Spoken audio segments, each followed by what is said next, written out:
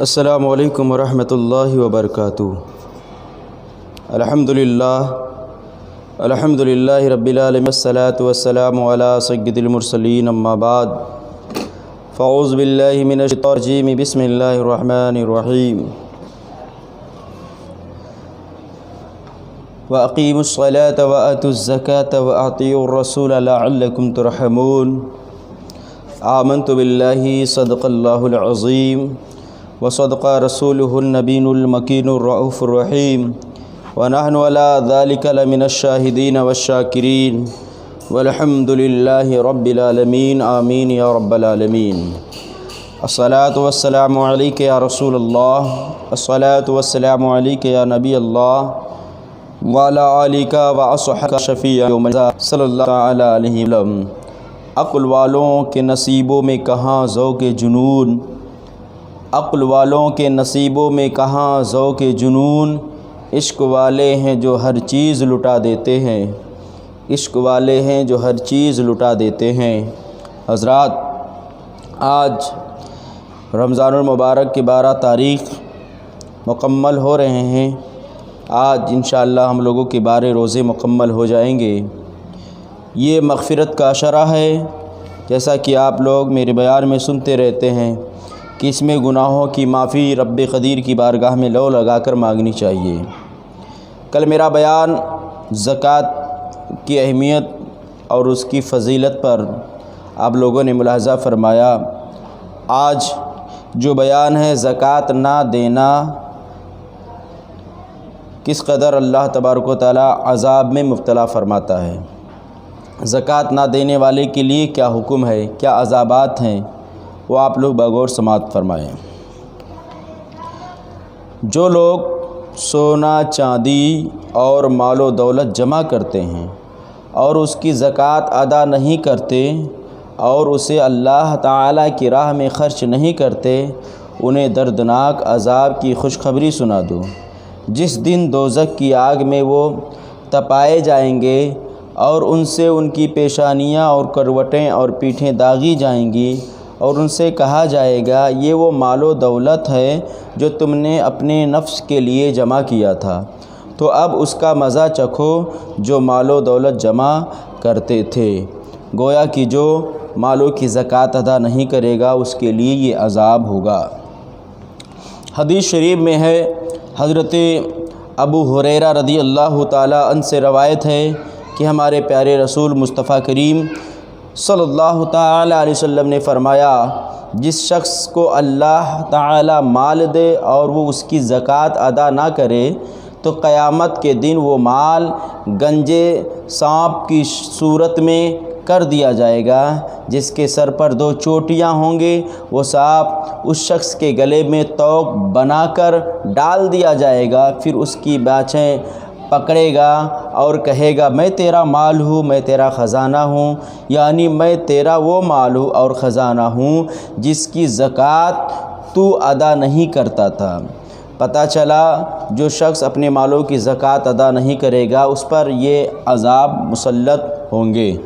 حدیث شریف میں ہے، حضرت سیدنا ابو ہریرہ رضی اللہ تعالیٰ روایت کرتے ہیں کہ نبی پاک صلی اللہ تعالیٰ علیہ وسلم نے فرمایا، جس مال کی زکوٰۃ نہیں دی گئی قیامت کے دن وہ مال گنجا سانپ بن جائے گا اور مالک کو دوڑائے گا اور وہ بھاگے گا، یہاں تک کہ اپنی انگلیاں اس مالدار کے منہ میں ڈال دے گا۔ اسی طریقے سے پھر فرمایا گیا، اے ایمان والو، اللہ تعالیٰ نے اگر آپ کو سونا چاندی مال و دولت سے نوازا ہے تو مکمل زکوٰۃ ادا کرو، ورنہ یہی دولت گنجے سانپ بن کر آپ کو ڈسیں گے، اور اس وقت نہ باپ کام آئے گا نہ بیٹا کام آئے گا جس کے لیے تم نے مال و دولت جمع کیا ہے۔ گنجے سانپ کا عذاب کم نہ سمجھنا، سانپ جب 1000 سال کا ہوتا ہے تو اس کے سر پر بال نکلتے ہیں، اور جب 2000 سال کا ہو جاتا ہے تو وہ بال گر جاتے ہیں اور وہ سانپ گنجا ہو جاتا ہے، یعنی زہر کی زیادتی سے سب بال گر جاتے ہیں اور پھر وہ سانپ گنجا ہو جاتا ہے۔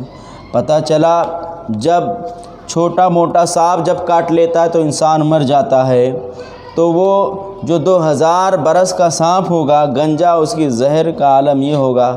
تو پتہ چلا وہ سانپ دنیاوی سانپ نہیں ہے بلکہ وہ عذاب کے سانپ رہیں گے، تو اس وقت انسان کیسے اپنے آپ کو برداشت کرے گا؟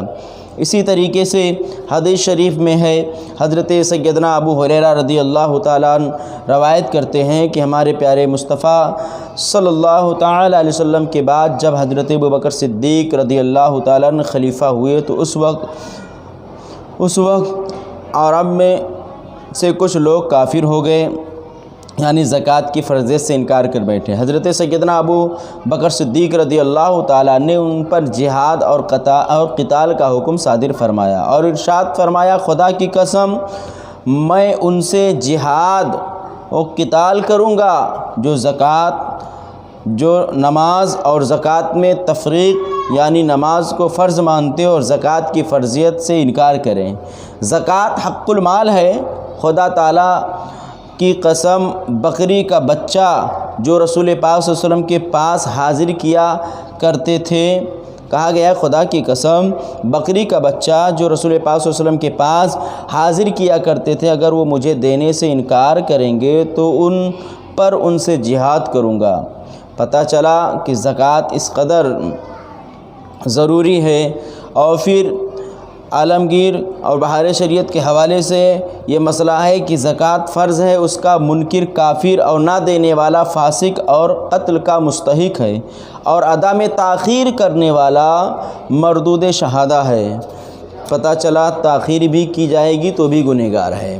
حدیث شریف میں ہے، حضرت ام المومنین ماں عائشہ صدیقہ رضی اللہ تعالی عنہا سے روایت ہے کہ ہمارے آقا کریم صلی اللہ تعالی وسلم نے فرمایا، زکوٰۃ کسی مال میں نہ ملے گی مگر اسے ہلاک کر دے گی، یعنی زکوٰۃ اگر ادا نہیں کیا، اگر وہ مال کسی دوسرے مال میں ملا دیا جائے تو وہ بھی مال خراب ہو گیا اور وہ بھی اسی کس طرح ہو گیا جس کا اس نے زکوٰۃ ادا نہیں کیا۔ مسئلہ سماعت فرمائے، زکوٰۃ آپ پر واجب تھی اور زکوٰۃ کی رقم آپ نے مستحق زکوٰۃ کے حوالے کرنے کے بجائے اپنے دوسرے مال میں ملائے رکھا تو زکوٰۃ کا مال دوسرے مال کو پھر کہا گیا ہے۔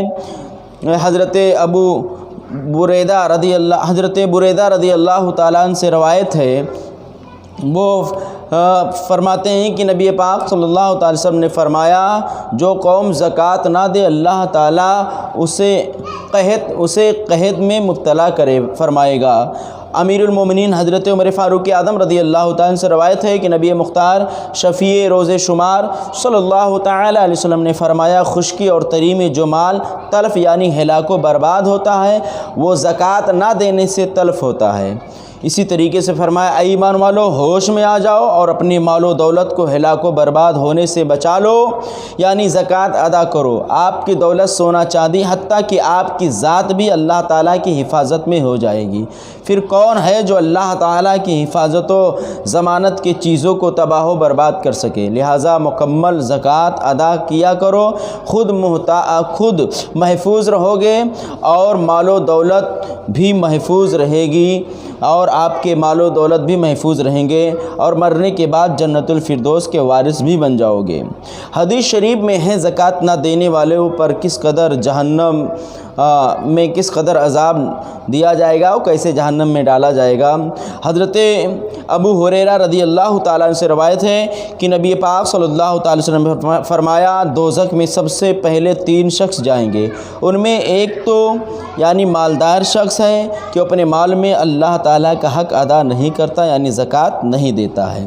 اسی طریقے سے زکوٰۃ نہ دینے والے کی نماز بھی قبول نہیں ہوتی ہے۔ کیسے؟